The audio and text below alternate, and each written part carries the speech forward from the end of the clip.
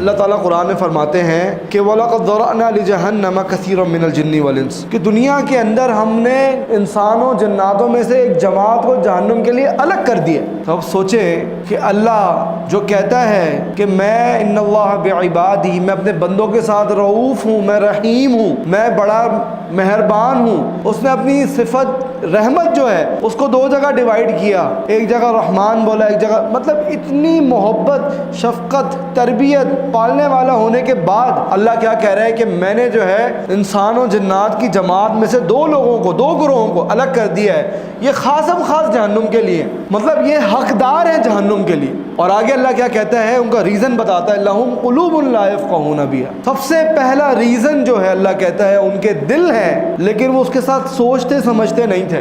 دل ہے لیکن کیا ہے، فقہ نہیں ہے، گہرائی نہیں ہے۔ یہ پہلا کلیہ ہے، یہ پہلا ریزن ہے جو اللہ تعالیٰ قرآن کے اندر بیان کرتے ہیں اپنی رحمت، شفقت، ربوبیت، ان سب چیزوں کے بعد اللہ کہتا ہے میں جہنم میں ڈالوں گا ان کو، لیکن ان کا جرم اتنا بڑا ہے کہ اللہ کہتا ہے کہ ان کے دل تو ہیں لیکن وہ اس دل کو استعمال نہیں کرتے۔ تو اس سے یہ بات بھی ہمیں پتہ چلتی ہے کہ اللہ تعالیٰ نے دل کیوں بنایا، تاکہ ہم چیزوں کی گہرائیوں میں جا سکیں۔ سبحان اللہ، اللہ نے دل کیوں بنایا؟ تاکہ ہم چیزوں کی گہرائیوں میں جا سکیں، سوچیں۔ اللہ کہتا ہے نا کہ یتفکرون فی خلق السماوات والارض، تم آسمان کو دیکھو گے، یہ تم ایک ان پٹ لو گے، وہ ان پٹ کیا کرے گا، تمہارے دل میں وہ بات جائے گی۔ اسی طریقے سے تم چیزوں کو سنو گے تو وہ جو سننا ہے وہ کہاں جائے گا، تمہارے دل میں جائے گا۔ تو پہلا جو جرم ہے ان کا، وہ جرم یہ ہے کہ وہ فقہ نہیں رکھتے تھے، وہ گہرائیوں میں نہیں جاتے تھے۔ تو آج میں آپ کو دعوت دیتا ہوں اس بات کی کہ اپنے آپ کو کیا بنائیں،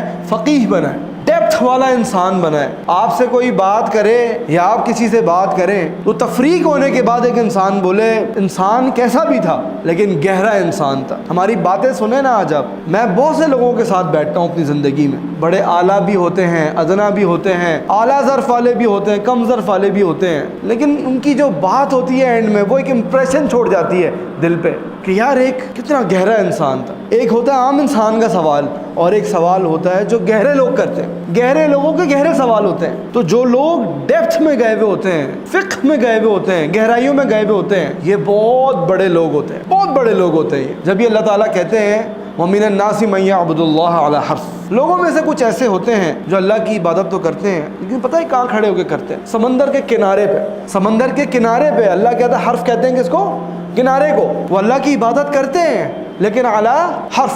اور آگے اس حرف کو اللہ تعالیٰ بتاتے ہیں فَإِنْ أَصَابَهُ خَيْرٌ نُطْمَئَنَّ بِهِ، اگر خیر پہنچتی ہے، اچھائی ملتی ہے، زندگی میں بڑے اچھے اچھے معاملات ہوتے ہیں، پیسے آ رہے ہوتے ہیں، نعمتیں آ رہی ہوتی، تو اطمئن بھی، اس کے اوپر مطمئن ہو جاتے ہیں۔ لیکن جیسے ہی ان کے مصیبت آتی ہے انقلب علی وجہہ، سیٹ چھوڑتے ہیں، یاریاں چھوڑتے ہیں، گروپ بدلتے ہیں اور پیٹ پھیر کے بھاگ جاتے ہیں۔ اللہ پتہ ہے کیا کہتا ہے، خسر الدنیا والآخرہ، یہ وہ لوگ ہیں جن کی دنیا بھی خسارے کے اندر، جن کی آخرت بھی خسارے کے اندر، یہ وہ لوگ ہیں۔ سوال پھر اللہ ان کو یہ کیوں کہتا ہے کہ وہ کنارے پہ کھڑے؟ تو اللہ یہ چاہتا ہے کہ میرے بندو تم نے کیا کرنا ہے، عبادت کے سمندر میں آنا ہے، غوطے لگانے ہیں، تم نے ڈوبنا ہے۔